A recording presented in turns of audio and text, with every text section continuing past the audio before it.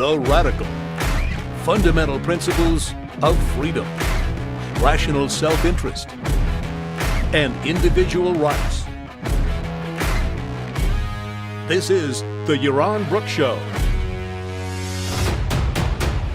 All right, everybody. Welcome to the Yaron Brooks Show on this Tuesday, April 25th. Hope everybody's having a fantastic week so far. I screwed up today in a big way and kind of a funny way. So today's like a, let me put my video on. Today's like a super busy day. We're flying, my wife and I are flying out tonight to Israel and packing and just last minute things. We're going to be gone almost 4 weeks. So there's a bunch of stuff to do.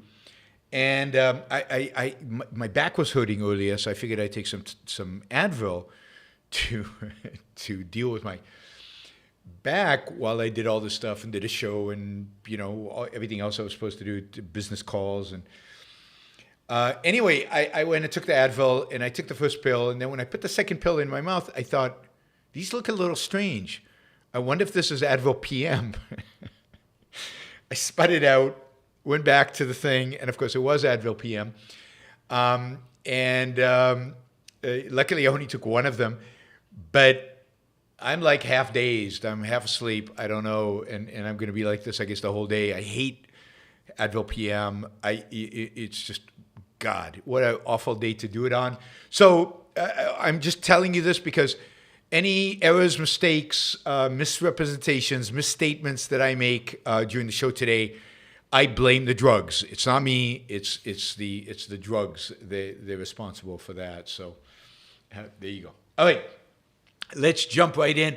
I saw the story. I thought the story was going to be Mr. Muffin says Yaron is high. Actually, Yaron is low. I don't know. These drugs don't generate a high. They actually generate a low. So this was a pretty interesting story. In the news today, I think, I don't know how many of you are familiar with PARC. PARC is the Palo Alto Research Center, but PARC was part of Xerox. You remember Xerox? Xerox, which today is owned by Fujifilm. Xerox used to be a major U.S. corporation. It set up the Palo Alto Research Center as a private research lab, like Bell Labs and like many other labs that were affiliated with American business. PARC was one of the leading research labs in the world during its time. Indeed, you can go back to 1940, where well, no, this wouldn't be 1940, but anyway, so I'll get to 1940 in a minute.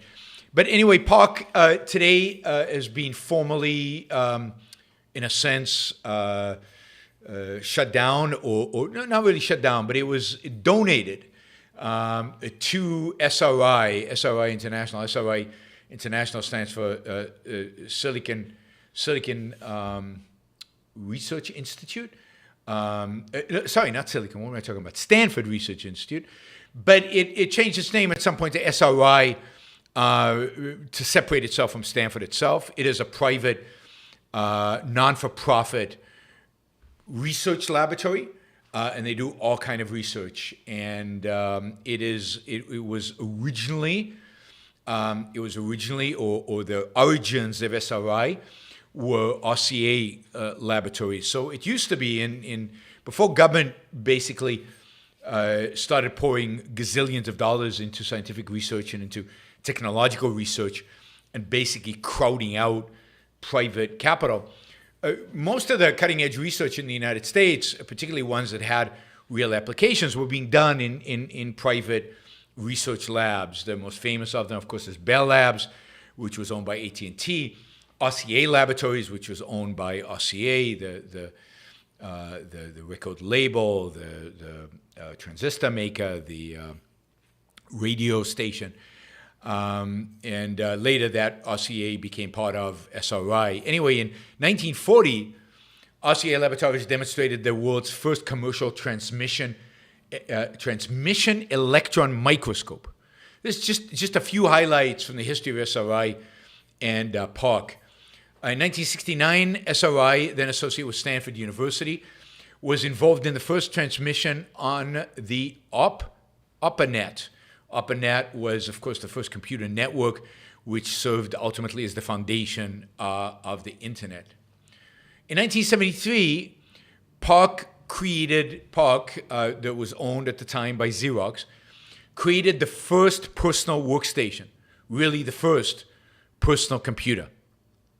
I don't know if you guys knew this. PARC created the first personal computer. In 1974, the David Sarnoff Research Center, which was part of SRI, invented the amorphous solar silicon cell, which was the building block of solar technology. 1975, PARC released the first graphical user interface, GUI, which contains icons and pop-up menus, and they can overlap and require point-and-click interaction, the foundation of how we use computers today. In 1988, PARC coined the term ubiquitous computing, describing a future where mobile devices are connected through the internet. PARC has been a massive innovator in computers. SRI has been a massive innovator in a variety of different scientific, technological realms. It's nice to see that PARC wasn't just shut down, that it is being transferred and the buildings will be preserved by SRI and research will continue in them. Famously, it was at PARC that Steve Jobs first saw that user interface of Windows, icons, and a mouse. PARC is where the computer mouse, was invented. So, Steve Jobs basically took that. One of the great failures of Xerox, and if you will, one of the great corporate failures ever, was that while PARC innovated all these innovations, Xerox never benefited from them. That is, Xerox never invested in computers, or when it did finally, it was way too late. Never invested in commercializing all the inventions being made at PARC. And it took Steve Jobs to basically figure it out, learn from it, and then apply it all, and apply it into the first Apple computers, and certainly by the time of the Macintosh, the whole mouse interface was born and has come to dominate all computing. So, a major American institution, a testament to American innovation, American investment in science and technology, and a testament to the fact that great innovation and great investment in science does not, indeed should not happen at the government level, but these innovations are going to happen when you leave the entrepreneurs, individual entrepreneurs, and private companies to invest and do these things. And even when something like PARC is not capitalized on, as Xerox never really capitalized on PARC to the extent that they could have, that knowledge is not lost. That knowledge is picked up by people like Steve Jobs, and then they utilize it. Xerox did not prohibit Apple from using its technology, and we're all massive beneficiaries of that. So yes, I think an important day in the history of technology in the United States. And again, the more I read about these private labs, the more impressed I am. PARC today has about 1,000 employees. That all of those will join SRI and enhance the research areas that SRI is involved in. Some of those include computer vision, artificial intelligence, and machine learning, and robotics. So these are spaces that these companies, these entities, if you will, these research entities have been focused on for a long, long time. And it's more proof again that you don't need government to generate basic research that leads to great technology breakthroughs. You can do it privately, and these companies have done it privately for a long time.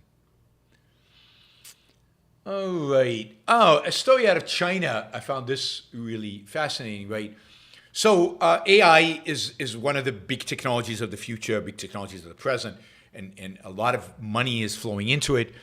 For a long time, it was thought that China had a real advantage in AI, that China had invested a huge amount in AI, and there was a lot of very sophisticated Chinese AI companies, and I think that's probably true. Among other things, the AI in China has a lot of information from which to learn, if you will, learn in quotes, because there are no privacy, there are few privacy considerations, and they can just get all the government information, get all the information that's on the Chinese internet and on Alibaba and WeChat and things like that. But of course, this kind of innovation is a real threat to a regime like China.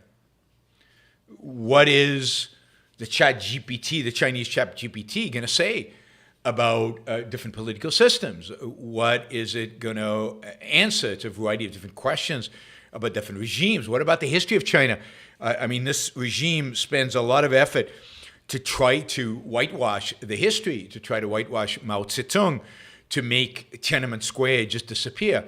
Well, what if ChatGPT discovers, I mean, the equivalent of ChatGPT in China, discovers the truth about these things and releases them? And in anticipation of this, Beijing is moving to rein in China's chatbots. The government is committed to keeping a tight regulatory control over technology, a technology that's going to change the world. It's going to change the world moving forward. So that I think yesterday the Cyberspace Administration of China unveiled draft rules for generative artificial intelligence, for ChatGPT-like applications. According to the regulations, company must heed the Chinese Communist Party strict censorship rules. So censorship will be applied to AI.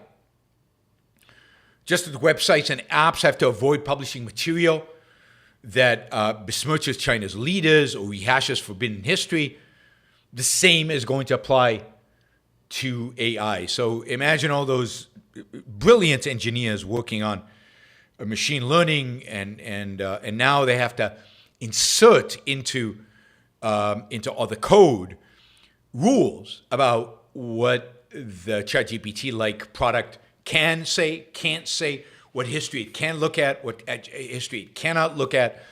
These rules, I'm sure, are evolving as the bureaucracy in China, the regulators decide various issues. I mean, just think of the energy, the effort, the time, the brain power devoted to censoring technology. Energy, brain power that could have been devoted to enhancing it, to making it better, to driving it forward. This is exactly why I'm not too concerned about China leapfrogging the United States technology-wise. The content of AI systems will need to reflect, quote, socialist core values and avoid information that undermines, quote, state power or national unity. What does any of that mean? What are socialist core values? What undermines state power? What undermines national unity? Do you want to take a risk as a programmer that any of that your product violates any of these things? Sounds pretty risky to me. You might land up in jail, or worse. Means you're going to put in all kinds of constraints on the software, all kinds of limitations on what it could do. Think about how that slows progress, slows innovation. What is it? It's force applied to the human mind. It's a gun pointed at your forehead. Don't mess with state power. God forbid anything that your product says doesn't reflect socialist core values.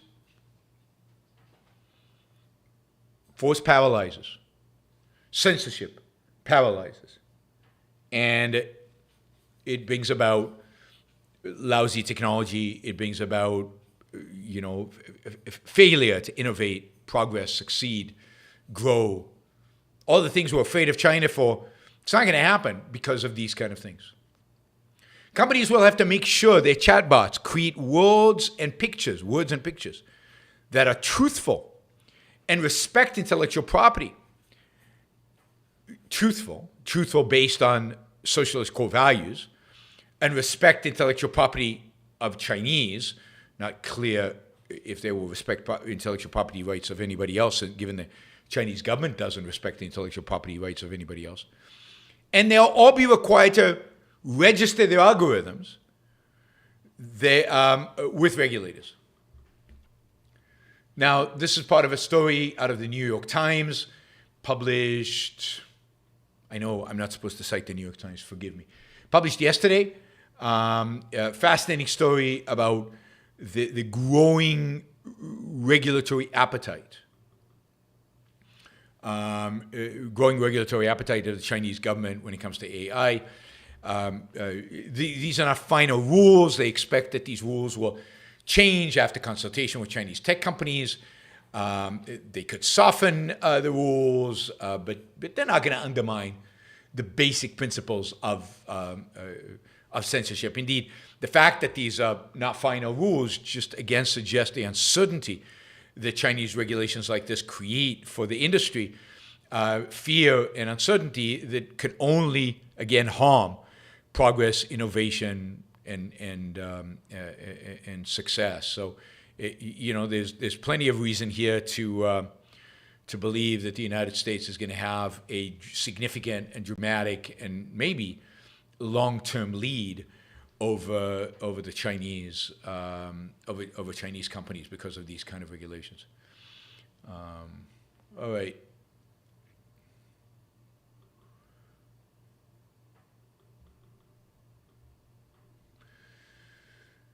That I thought was interesting, and again, both interesting and kind of following the path that I've been talking about in terms of what happens to Chinese innovation. All right, Stephen, thank you for the support. Really appreciate it. Mary, first-time super chatter. Mary, thank you. Really appreciate the support. We're still about $200 short of where we need to be. So think about using the super chat to ask questions. We've only got one question in the super chat right now. Or to just express your support. All right, let's see. Surprising nobody, I think. Biden announced this morning that he is running for president. This is, I think, tragic for the country. But even the Democratic Party is not happy with it. A significant majority of Democrats didn't want Biden to run, but it was clear that he was going to run. I think a big reason is just his age. You've got to have some cognitive decline after 80. As in the best shape as you might be, there is just some memory loss, some cognitive slowness. There's cognitive decline. There should be a max age for presidents. I really don't think that we want to have presidents in the 80s and 90s running the country. That kind of job is suited for a 50-year-old, even a late 40s-year-old, somebody with the energy, the dynamism, with the life experience, who can actually get the job done. Biden can have the energy, and he doesn't have the mental capacity to really deal with a job like president of the United States. And neither, by the way, does his chief rival, Donald Trump. So, and indeed, the one person Biden could probably beat in a general election is Trump, and it looks like that's exactly what the Republicans are going to do. More bad news, I think, yesterday for DeSantis, who has been ridiculed about some interview he gave.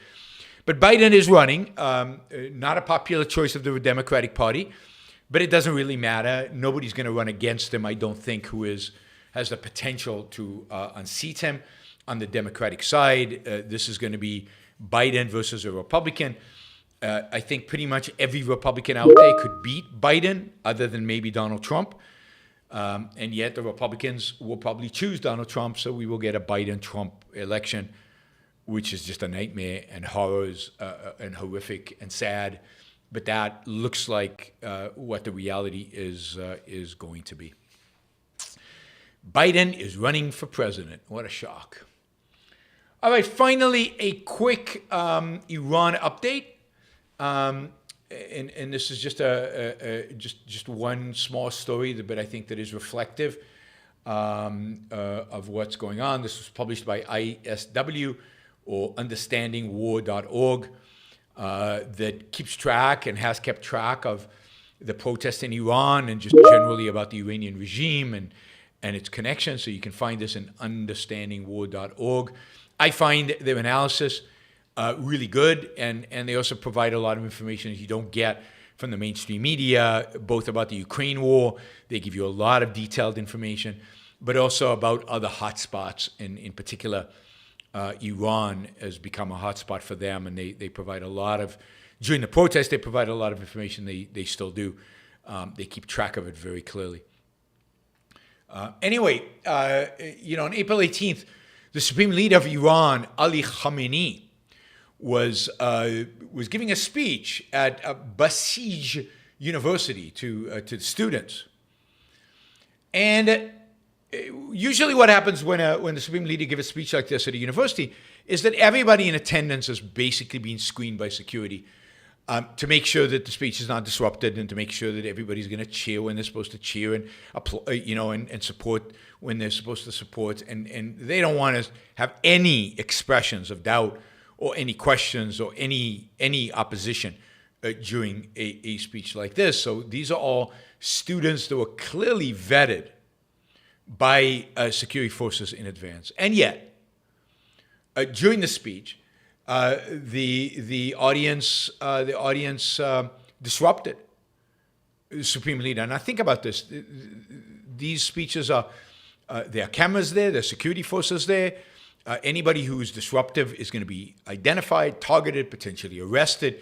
It takes a lot of courage to stand up to not just the leader, but the supreme leader of Iran. But that's exactly what happened. Video footage that has been leaked from the event showed one of the students in the audience interrupting Khamenei's speech, interrupting them, shouting, "Regime officials do not listen to the people's voice." Khamenei dismisses the student, leading other audience members to reportedly protest Khamenei's dismissal. The audience members call on Khamenei to respond to the students' grievances specifically, after which Khamenei ends the speech, walks away. Now, this is just small, but it's shows the courage of the students. It shows the courage of the opposition to Khamenei and to the Iranian regime. It shows that people are willing to stand up to them, even in circumstances that are very risky towards them. And that the students who stood up to Khamenei were students who were vetted. Therefore, on their face, seemed like these would be students that support the regime and support Khamenei. So here are students rebelling against the regime. It's a beautiful thing to see. I think it's super inspirational, and maybe, hopefully, one could hope bodes well for the future of Iran. But little things like this. There's also a lot of now talk. Rouhani, who is a former president of Iran, has argued that the Iranian regime should have a referendum over the hijab. Khamenei has dismissed that. There's a massive debate going on within the leadership of Iran about whether to allow a referenda or not to allow a referenda. Referenda is actually in the Constitution because it was a referenda in 1979 that established the Islamic regime. Big mistake by the Iranian people, but it was a referendum. It was a majority of people wanted an Islamic regime. So they allow for a referenda in it. The question is, for what? When? Who gets to decide? So maybe there's a little cracks in the regime itself. Maybe there's some people within the regime who would like to see some changes. Maybe this is the beginning of a slow process of deterioration, of conflict from within, which, as I've said all along, is going to have to happen. Conflict from within, where there are power centers within the Iranian regime that actually stand up and reject the current path of the supreme leader and the various regime elements. So That is where we are. Again, a small event, nothing big, nothing super substantial, but just another example of, I think, the slow breakdown of the Iranian authoritarians and the potential for positive change in Iran as we move forward. Finally, a very quick story on eggs. You remember egg prices were going through the roof in 2022, last year. They kept going up, and Elizabeth Warren claimed that this was all greed inflation, she called it, inflation by egg manufacturers. They were monopolizing, and it was all their fault, and this had nothing to do with anything like maybe the fact that there was an avian flu that was killing the chickens and fewer chicken-laying hens and therefore fewer eggs. No, this was all those greedy businessmen, which every problem in the world is always, for somebody like Elizabeth Warren, always greedy businessmen. Well, anyway, egg prices are plummeting. They have gone down dramatically in January. They went up a little bit in March. They've gone down a lot again in April. They are now lower than they were really at any time in 2022, maybe right at the beginning of the year. They had similar prices to where they are today. All of that is gone. And my interpretation of that is clearly that greed has been eradicated in the chicken raising and egg producing industry. And if only you could figure out what virus actually eradicated the greed, we could then maybe genetically engineer that virus so that we could use it to eradicate greed in other industries and therefore bring prices down. Because we know scientifically that the only reason the prices ever go up is because of those greedy businessmen trying to make a profit and who drive prices up. So I think you can all breathe a little calmer. Egg prices have returned to pre-greed levels. And, at least in one industry, we have wiped out the evil greed of producers, and things are back to the ungreedy state that they were, because we know that egg manufacturers were not greedy in 2021. So we're back to the ungreedy times of 2021. All right. That is all I had. And we have basically two very quick Super Chat questions. So unless you rush in with additional questions, this will be a very, very short show, which is fine with me because it's a busy day. Although it would be a shame to be so far off from the goal of $250 for the show. All right, let's see. Michael asks, will you vote for Biden over Trump if that's what it comes down to? I don't vote for president. I live in Puerto Rico. One of the biggest advantages of living in Puerto Rico is that we are not allowed to, even though we're American citizens with American passports, we are not allowed to vote for president.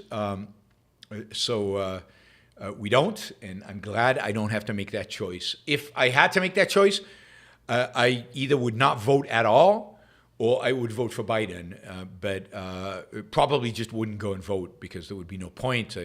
I lived before in California. Biden would win California anyway, and why put myself through the heartache of actually voting for the bastard when I don't really want to and when he's going to win in California anyway. So my guess is I just wouldn't vote. I think Trump is a disaster. Again, I think the Republicans have an opportunity still to do better than Trump. There is a primary coming up. Many of you will vote in that primary. Please don't vote for Trump. Vote for anybody else. So it would be nice if the Republicans coalesced around one candidate who is a real alternative to Trump. But it would be nice not to have that alternative again because it's a sickening alternative. I despise Biden. I think he's bad for the country. I think he's doing horrible things in a variety of different ways, particularly for business. But I think Trump ultimately is much more destructive for the country and for the long-term viability of this country. So I think for me, it would be impossible to, given what I know and what I think about of Trump, it would be impossible for me to vote for Trump. I understand why people vote for Trump. I get it. In a situation where it's Biden and Trump, I get it because of my low opinion of Biden and Democrats, but I couldn't do it. Couldn't do it. Colin says, how much to review an article, Safe Travels? Well, it depends how long the article is. I guess, an article, $250 if it's not a very long article. If it's a long article, maybe $500. Happy to review it under those circumstances. Let me know. Whoops. Thanks, Colin, and thanks for the safe travel wishes. Bree says, the first privately funded moon lander just lost contact 260 feet from the surface. The Hakuto-R lunar lander. Is this a Japanese lunar lander? Or I'm not sure whose it is. Yeah, that's too bad if it lost contact 260 feet from the surface. I hope that doesn't mean it crashed. It would be very cool if a privately funded moon lander actually landed on the moon and was communicating. So let's hope this doesn't mean it's crashed and gone. Let's hope it's a glitch and it will resume contact. We'll see. Okay, Brownies 003. Are you familiar with Chris Langan? I am not. Any thoughts on him or his CTMU theory? I'm not. I have no idea what that is. Sorry. I'll copy paste that into my things I don't know anything about, and maybe should because somebody's asking about them. So I'll put that in that folder. All right, and I think that is it. No additional questions. All right, I copied pasted it. That's good. So that's done. We answered that question. All right, everybody. So I'm leaving tonight. I expect to be back. I will be back on May 21st. So I'll be gone until May 21st. That's almost 4 weeks. I expect to be doing shows during the trip, but it will depend a lot on the quality of the internet connection I have in the various hotels I will be staying at. So we will see as we progress. Also, that means the time zones will be weird, and I'll be doing shows at strange hours, I guess like I did today. So please be patient. It also means that we won't be on a very rigorous schedule. I'll just be doing shows when I can. Hopefully, Shazbot, thank you. Really appreciate that. Jeff, thank you for the support as well. So thank you for all the super chatters and the stickers and so on. We're still way short of our goal, unfortunately. I don't know what happened over the last few shows, except for yesterday. The support has tanked, but I think it's because they've been off hours and we've just had fewer people on live in order to support what we're doing. But hopefully, once I get back in May, hopefully while I'm on the road and we get back in May, the support will stabilize and we'll be back on track in terms of Super Chat support for the Iran Book Show. All right, for those of you who do not want to use Super Chat to support the show, but would still like to offer value for value, please consider doing supporting the show on a monthly basis, on a one-time basis, on Patreon, and on iranbookshow.com/support. You can either use Subscribestar or Locals or just Venmo. So there are a lot of different avenues by which you have the opportunity to support the show. And of course, if anybody wants to support the show on YouTube, there is even if you don't watch live, if you watch later, you can press the applaud button and you can make a small or large contribution there. You can also become a member of the Iran Book Show. Down there, it says join. Click the join button and become a member. I think we're almost at 200 members, and it would be great to add you as a member and have you join us for the members-only shows. All right, everything. Thanks Thanks for joining me. Thanks all the super chatters, and I will thank you, Robert, for the wishes. I will see you all while I'm on the road. Bye, everybody.